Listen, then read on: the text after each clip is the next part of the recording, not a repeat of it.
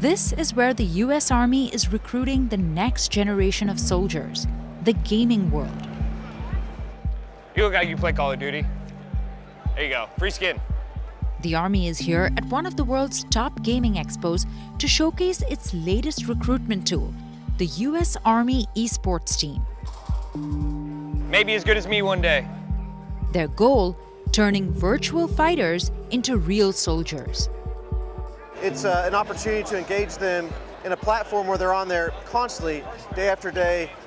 Someone who has the skills, the discipline, the desire, the communication, the ability to problem solve, those are all things that we're looking for in soldiers.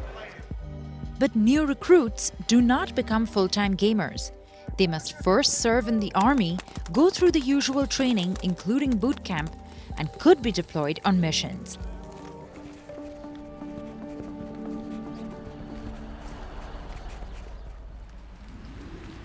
This is the national recruiting headquarters for the US Army. It's also where the esports team trains. Let's build that power! Last year, 6,500 soldiers tried out for 16 spots on the team, which is seen as the Army's best recruitment tool for the future. They have a dedicated building on the base with state-of-the-art equipment. Gaming is their full-time job. They stream all day, hoping to meet gamers interested in joining the Army. We have Apex Legends being played right here. We got our Fortnite duos that are also playing right here. Fighting game guys playing on the other side. It's all set up for streaming. It's all set up for competitive gameplay. All we're doing is pulling the curtain away and showing you who we are as people. Now we're actually telling you, hey, we're just like you. We understand one another. We're both gamers. We both live in this ecosystem that is gaming and esports. So why not have that conversation? Download the platform. Up at the search bar, you just type in US Army Esports. If you want to get in contact with anybody on the team directly, you can just find us here on the right. And if you send us a message, it'll actually go to our phone and we can answer it right then and there. Oh wait, are you in the same game that you were? I mean, usually it'll just be us talking, you know, whoever I'm playing with, and someone's like, hey, what are you guys talking about? And we're like, oh yeah, we're in the Army. And then they're like, you're in the Army and you're playing video games? I'm like, yeah, there's actually an Army esports team. And then it just kind of opens the whole floodgate of how, why. Green Beret David, aka Stratnium, has seen war up close. He served as an Army Ranger, dog handler, and sniper before joining the Army esports team. Bro, where have you been? Bro, my headset sucks. Bro, I've been talking to you for 10 minutes. Let's go. Stratnium streams from 9 a.m. to 10 p.m. every day. He's the Army's best Call of Duty player. But the esports team is not just about shooter games. Their main goal is to showcase the benefits of a military career to young people from 17 to 34 years old. The team travels to gaming events, colleges, and high schools around the country. The recruitment goal for 2020 is enlisting up to 66,000 new recruits by September 30th. All right, ladies and gentlemen. Ooh, I see some people sitting down, getting ready. Very exciting. The program started in 2018 after the Army missed its recruiting goal for the first time in 13 years. It became clear that old ways of recruiting at college career fairs and by making cold calls to landlines were no longer working. Oh my God, good job. You guys are a lot, really good actually. Yeah, you were good. These days, recruiters are under pressure to reinvent themselves with a new generation of Americans, Generation Z. You didn't know the Army had an esports program? No, I did not. Okay. Was this the first visual, like, holy smokes, right? Cool. Thank you, thank you.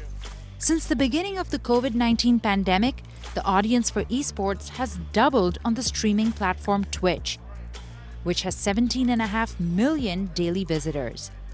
And with 72% of men and 49% of women under 30 playing video games these days, the pool of potential recruits is growing exponentially.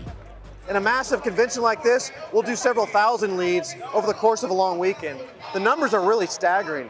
If you look at the entertainment industry as a whole, esports now dwarfs movies and music combined. But the program has its critics.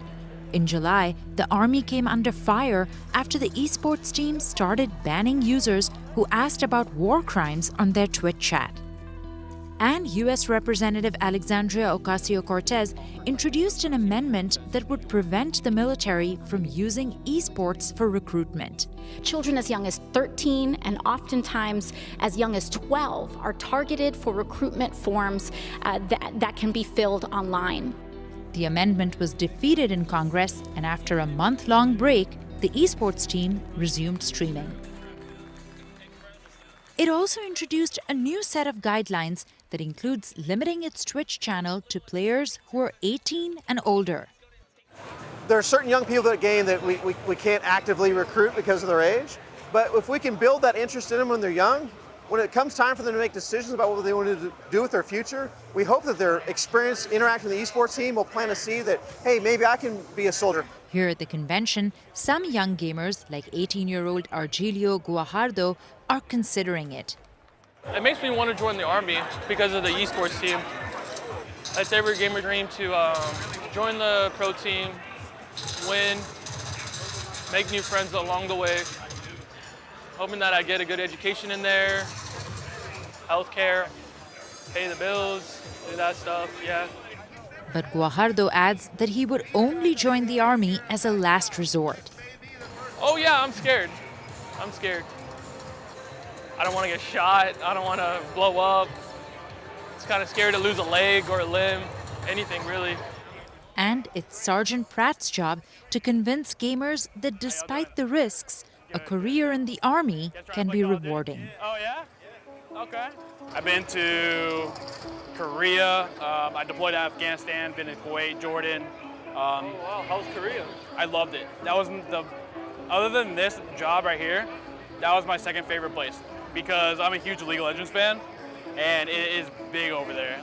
I got really good at the game, and then when I got back from Korea, they sent me an email and they're like, hey, if you're interested in playing League of Legends for the Army, let us know. Yeah, and I played, I tried out, and I ended up making the team. So here I am now. Hey man, thank you.